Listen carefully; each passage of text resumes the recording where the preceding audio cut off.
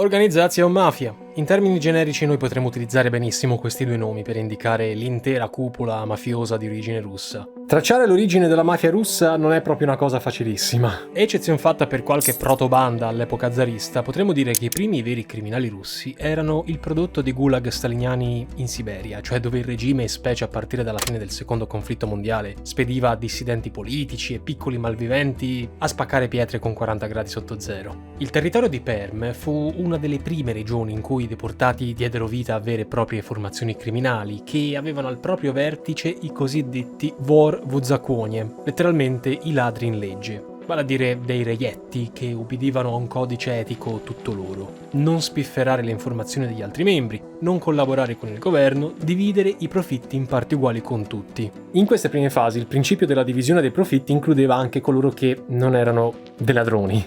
Così, per i molti contadini russi impoveriti, i crimini dei Wor w zakonie, scusate la pronuncia terrificante, erano visti come atti di eroismo. I Wor erano insomma una sorta di Robin Hood: rubiamo a papà Stalin per dare ai poveri. A dettare le regole era il mercato nero, l'economia pianificata comunista, e ne abbiamo già parlato in questo video dettagliato sul crollo dell'Unione Sovietica, aveva reso irreperibili tutti quei beni che circolavano in Occidente ma che in Russia erano fuori mercato. Si creò così un'economia nera, un'economia parallela gestita da intere bande criminali che, per guadagnare soldi, in maniera extra si diedero al traffico di beni e materie prime. Ironicamente, i gulag sovietici che tennero a bada il proliferare della mafia furono l'università della vita, o meglio della strada, per tutti questi criminali, un luogo in cui radunare affiliati. Soltanto con la morte di Stalin e poi con la chiusura nei decenni successivi del sistema gulag, gli ex deportati presero a organizzarsi in gang più strutturate. La corruzione, da sempre parte del sistema russo, fu un elemento decisivo. I criminali penetrarono nei gangli della nomenclatura, della burocrazia sovietica, arrivando a reclutare membri persino tra i vecchi deputati della Duma di Stato a Mosca.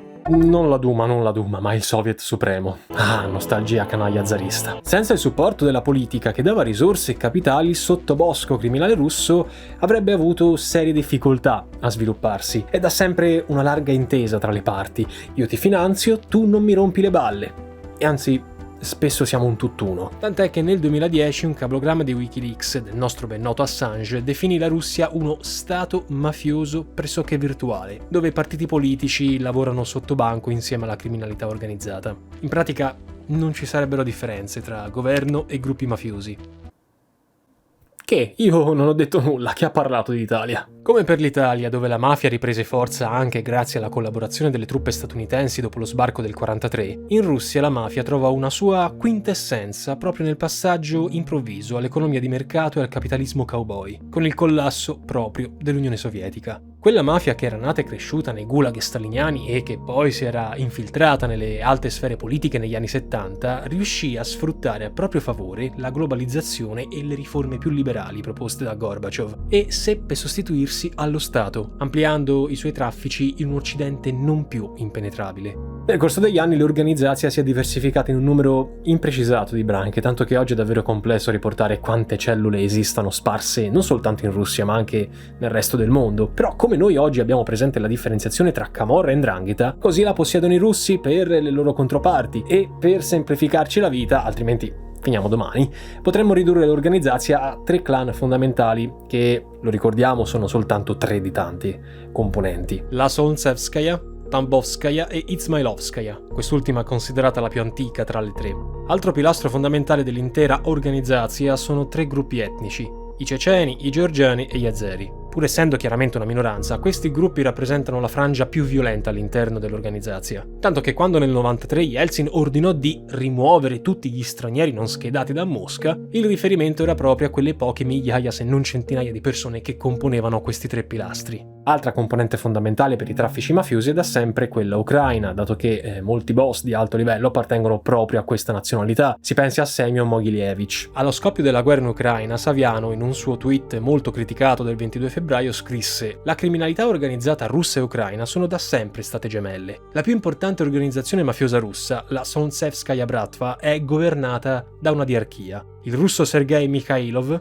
detto Mikhas, e l'ucraino Semyon Migolevich, detto il cervello. E visto che l'abbiamo citata, parliamo della Solzhenskaya. La Solzhenskaya, fondata da Sergei Mikhailov a metà degli anni '80, prende il nome da un quartiere di Mosca. Chiamata Fratellanza di Solntsevo, o più semplicemente Brigata del Sole, la Solzhenskaya viene spesso definita dai report di investigazione come il gruppo criminale eurasiatico più potente al mondo in termini di ricchezza e controllo finanziario. Le stime sulle dimensioni del gruppo, forse esagerate, variano da 5.000 a 9.000 membri. Ex membri hanno affermato che l'organizzazione sarebbe governata da un consiglio di 12 persone, che si incontra regolarmente in diverse parti del mondo, spesso mascherando le riunioni con celebrazioni e feste familiari. In Russia non esiste il concetto di pizzo come noi lo intendiamo, ma è una regola non scritta che le piccole e grandi aziende fatichino a operare senza corrispondere soldi a titolo di protezione. I primi però assidui contatti con l'Italia avvennero ai primi anni 90, anche se già da prima non mancavano le frequentazioni facilitate anche da funzionari di basso livello del Partito Comunista Italiano, che organizzava viaggi e scambi culturali tra Italia e Unione Sovietica quando in realtà voleva semplicemente comunicare con l'organizzazione. Nel 1994 contrasti interni portarono all'omicidio a Mosca di uno dei leader della cupola, un tale Sergei Silvestr Timofeev. Di conseguenza alcuni dei suoi vecchi amici di merende pensarono di fuggirsene all'estero per evitare ulteriori ritorsioni. Uno di questi, conosciuto con il falso nome di Ivan Yakovlev, decise di trasferirsi nel Lazio con parte della sua banda. In una conversazione registrata dal Servizio Centrale Operativo di Roma nel 97, poco dopo il trasferimento in Italia, uno dei complici di Yakovlev riferì: «Soltanto quando tutti i seguaci di Silvestro finiranno ammazzati, si avrà la pace. Pure la polizia italiana lo sa». La penisola italiana, già avvezza a nascondere il tumore chiamato mafia in tutte le sue varianti regionali, non ha certo avuto difficoltà ad adattarsi alle necessità della controparte russa. L'organizzazione ha saputo associarsi all''ndrangheta calabrese, siglare patti di non aggressione con Cosa Nostra in Sicilia, lavorare a stretto giro con la Sacra Corona Unita e fare da manovalanza alla camorra. Lo ha fatto con tale destrezza che, ormai, possiamo dirlo, persino la mafia non è più Cosa Nostra. È la globalizzazione, dolcezza. Situato al centro del Mediterraneo, il bel paese, dal dopoguerra in poi, è diventato un nodo nevralgico di traffici illegali di ogni tipo. L'Italia si è tramutata così in un'isola tranquilla, dove poter investire senza pensieri capitali sporchi ed esercitare attività imprenditoriali poco limpide. Ad esempio, per mezzo del clan siciliano Cuntrera Caruana, la cupola russa è entrata nel business dello smistamento della cocaina colombiana e della prostituzione, ma questo è soltanto l'inizio. I membri dell'organizzazione, o meglio della Solzhenskaya in particolare, hanno avuto un fiuto eccezionale per gli affari in quegli anni di transizione. In Italia compravano immobili, fondi commerciali nei grandi centri città e anche in quelle spiagge rinomate della Movida, acquistavano materie prime, grano, acciaio, petrolio e rivendevano all'epoca computer Olivetti, vestiti di marca, oro, oggetti di arte e persino elicotteri. L'organizzazione si adottò agli schemi tipici di Cosa Nostra, agire come un'holding finanziaria, cioè reinvestire i proventi guadagnati in settori legali, come le vendite immobiliari, negozi o hotel, per cifre elevatissime, all'epoca si parlava di migliaia di miliardi di lire, con cui poi fondare società di import-export grazie anche alla complicità di manager italiani. La presenza di questa Solzhenskaya in Italia viene accertata fin da subito nel 1995, ovvero quando si comprese la collusione tra mafiosi russi e membri dell'alta finanza italiana, imprenditori locali e generali dell'esercito nostrano, tutti insieme appassionatamente ai criminali dell'ormai collassata Unione Sovietica. Le indagini imputarono a un tale Yurin Yesin la gestione delle operazioni della Solzhenskaya in Italia. Yesin possedeva il 30% delle azioni di una società italiana che importava petrolio dalla Russia, grazie alla collaborazione di un deputato della Duma che aveva messo in contatto il boss criminale con diversi imprenditori della penisola. Le località balneari delle regioni adriatiche furono le primissime zone di infiltrazione, infatti era qui che l'organizzazione faceva incassi milionari con droga e prostituzione, e da sempre Rimini è la meta preferita dei boss post-sovietici, perché si presentano sotto mentite spoglie come semplici turisti o imprenditori in ciabatte e costume e tengono sott'occhio la gestione del business delegato ad altri sottoposti in Italia. La droga che viene distribuita nei locali notturni della Movida romagnola proviene dai laboratori russi, oltre che dalla proficua collaborazione con i traffici colombiani. Cosa? Sì, avete sentito bene, parleremo di Escobar nelle prossime settimane. Chiaramente è però nel nord Italia che l'organizzazione ha trovato più terreno fertile. Le grandi città come Milano, Torino, Genova sono importanti snodi dove infiltrarsi nelle società finanziarie e nell'immobiliare italiano. Immobili di lusso e anche il trasporto di armi sono soltanto alcune delle attività chiave nel nord Italia. Nel 2000, per esempio, l'indagine Vlada, condotta dalla direzione distrettuale di Torino, smascherò un racket tenuto in piedi da russi e ucraini che trasportava tonnellate di armi, Kalashnikov, razzi anticarro e missili guidati. Il traffico delle armi ha coinvolto anche la stessa capitale della moda, Milano, attraverso le attività illegali compiute da un tale Leonid Minin. Tralasciando la sua faccia che trasmette sensazioni poco rassicuranti, Leonid, nato in Odessa in Ucraina quando Stalin era ancora in vita, si aggregò alla mafia russa finendo per gestire alcune tra le principali società di riciclaggio e traffico di armi tra l'Europa, a Dublino, l'Africa, specialmente in Burkina Faso, da cui commerciava illegalmente diamanti e inviava AK-47 ai miliziani in guerra civile nella Sierra Leone, e le isole Cayman, dove stoccava i proventi di questi illeciti.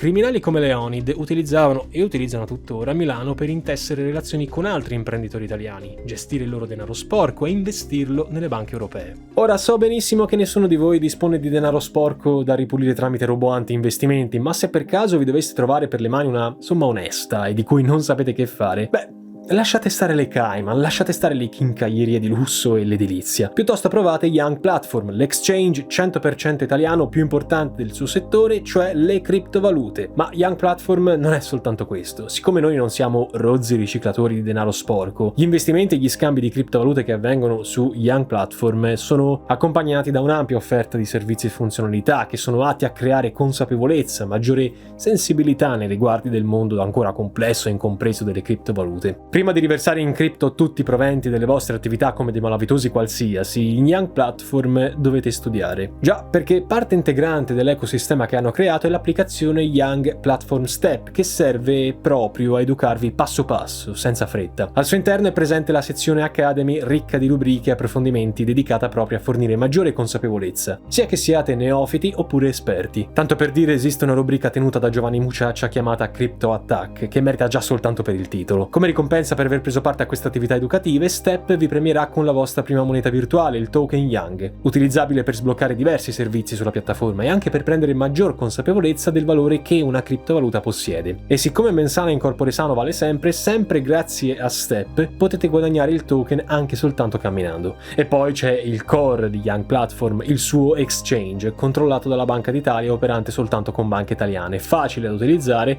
e pensato proprio per tutelare i meno esperti dai classici errori da principiante come il panic sell. Se vi registrate con il link in descrizione a questo video effettuando un deposito di 50 euro, otterrete un bonus di benvenuto di 25 euro. Qui sotto poi trovate anche il link per scaricare l'app Young Platform Step, così potete già iniziare a guadagnare i vostri primi token. Ma adesso torniamo un attimo ai malavitosi e ai loro rozzi investimenti. In tutta sincerità è difficile dire quanti immobili di alto livello nella Milano Bene e in altre città del nord Italia, ma anche della Lombardia, possono appartenere a gente di questo tipo, ma non mi stupirei se venissero fuori numeri abbastanza elevati. L'inserimento nel mondo degli affari italiani infatti ha permesso alla mafia russa di godere di una posizione preeminente, di acquistare credibilità, rispettabilità, a differenza di altre mafie straniere presenti nel territorio, viste più che altro come delle sottomafie poco raffinate. Dispiace amici nigeriani, ne parliamo un'altra volta. La mafia russa, se paragonata ad altre realtà criminali straniere, è in effetti una mafia imprenditrice dell'alta finanza.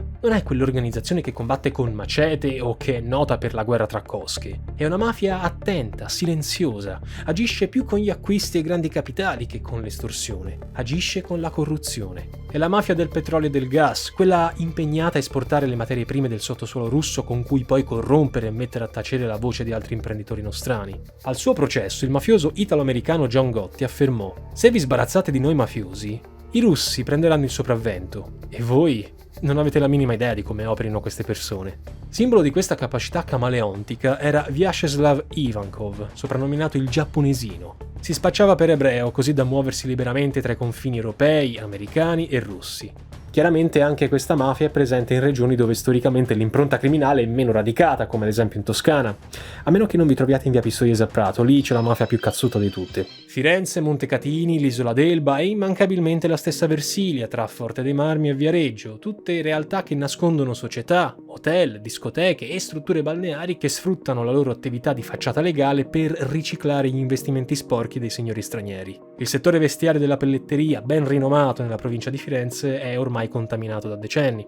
Nello stesso centro città fiorentino, i collegamenti che la mafia possiede per farsi avanti e intascarsi appartamenti di lusso con vista sul Duomo o Palazzo Vecchio sono proprio chi non ti aspetti. Donne russe di mezza età che per non destare sospetti soggiornano in alberghi di media o persino bassa categoria. Attici, appartamenti e ville vengono poi tutti affittati a cifre esorbitanti, finendo per alimentare un mercato immobiliare soltanto all'apparenza legale. E anche a Prato non ci facciamo mancare il meglio del meglio. Nel 2000 la polizia smascherò la cosiddetta tratta degli storpi, un traffico di disgraziati affetti da sordità e mutismo, costretti da membri dell'organizzazione a chiedere l'elemosina per strada. Le operazioni delle nostre forze dell'ordine a contrasto di questo male sono state molte nel corso degli anni. Si pensi all'operazione Rasputin, e non Rasputin, vi ricordate questo video, no? Ai danni del moldavo Yeltsin Monia, affiliato alla mafia russa e con traffico di schiavi tra Mosca, Fano, nelle Marche e gli Stati Uniti, o all'operazione Shakhmat, ai danni del già menzionato Yuri Yesin. Ma il fenomeno mafioso è uno di quelli incontrollabili. Nel solo Lazio, nel 2011, si stimava che la sola tratta della prostituzione, coadiuvata anche dalla nostra stessa criminalità bislacca, riguardava più di 150.000 donne di origine russa e ucraina.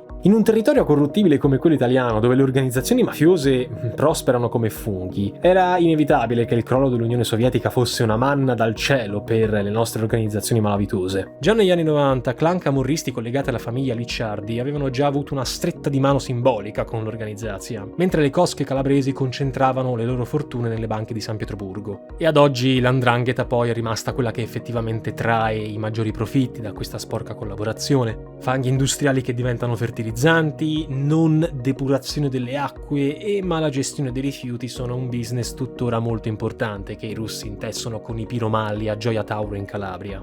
Il discorso di oggi è soltanto, amici miei, un breve accenno che serve a farci capire quanto profonda sia l'infiltrazione di questa, ma anche di tante altre organizzazioni malavitose nel nostro tessuto sociale. E chissà quanto sporco che non ci immaginiamo c'è sotto il tappeto. Purtroppo l'argomento della mafia, russa in questo caso in Italia, è un tema che ha una scarsissima documentazione ed è poco approfondito. Io stesso veramente ho fatto difficoltà a trovare delle fonti valide. Quello che però non deve sfuggirci è che senza l'aiuto, senza il beneplacito di politici, imprenditori e criminali italiani, la mafia russa, così come la mafia di qualsiasi altra nazionalità e stampo presente in Italia, difficilmente sarebbe riuscita a radicarsi come un cancro nei tessuti del nostro territorio. Il Messico viene a ragione definito e classificato come un narcostato. Ebbene, io non vedo perché non definire l'Italia un mafiostato per aspera.